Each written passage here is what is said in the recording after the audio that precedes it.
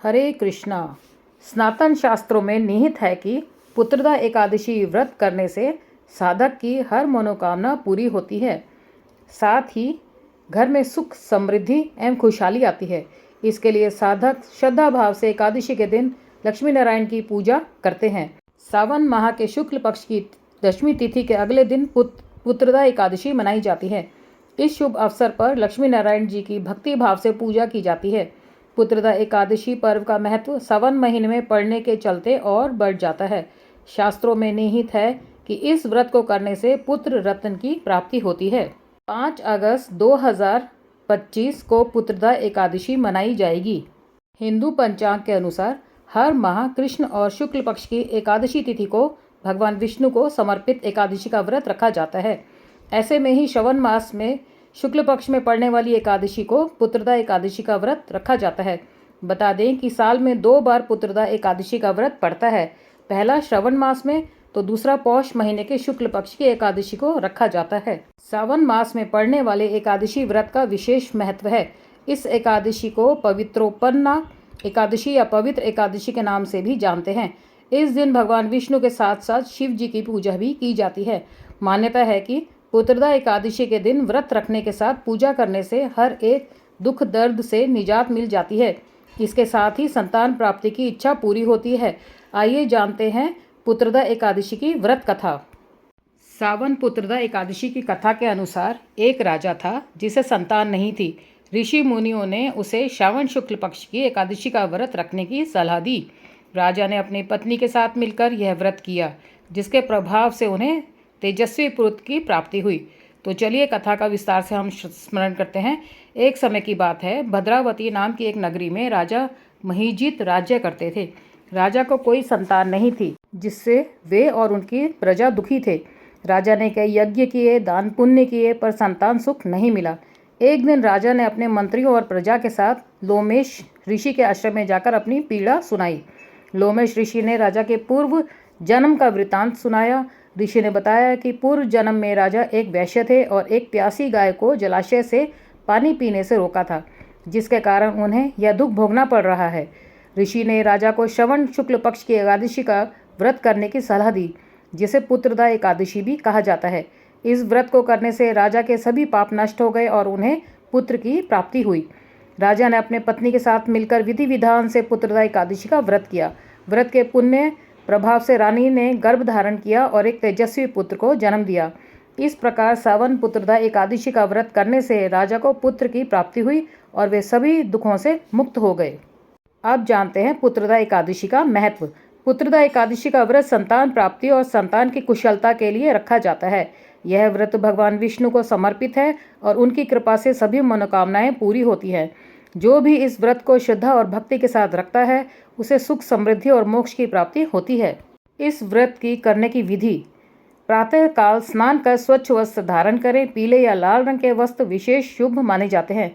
सूर्य को जल अर्पित करें। भगवान विष्णु की पूजा करें। तुलसी, पीले फूल, चंदन और मिठाई चढ़ाएं। पुत्रदा एकादशी व्रत कथा पढ़ें या श्रवण करें। जैसे कि सावन महीना चल रहा है, तो चलिए सुनते हैं भगवान शिव जी और पार्वती जी का एक भजन।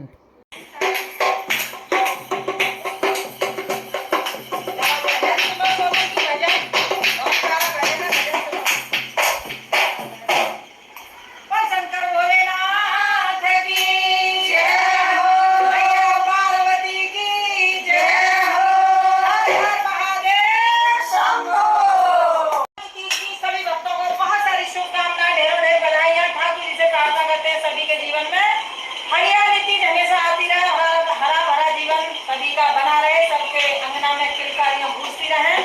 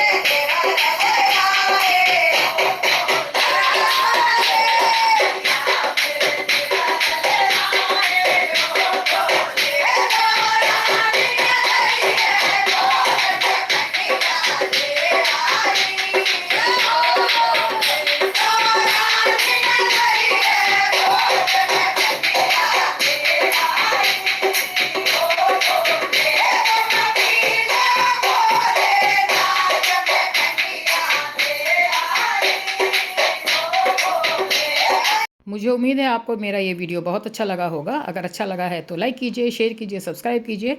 व्रत कथा गृहस्थ को मैं इसी तरीके से और नए नए आपके लिए वीडियोज़ लाती रहूँगी। हरे कृष्णा।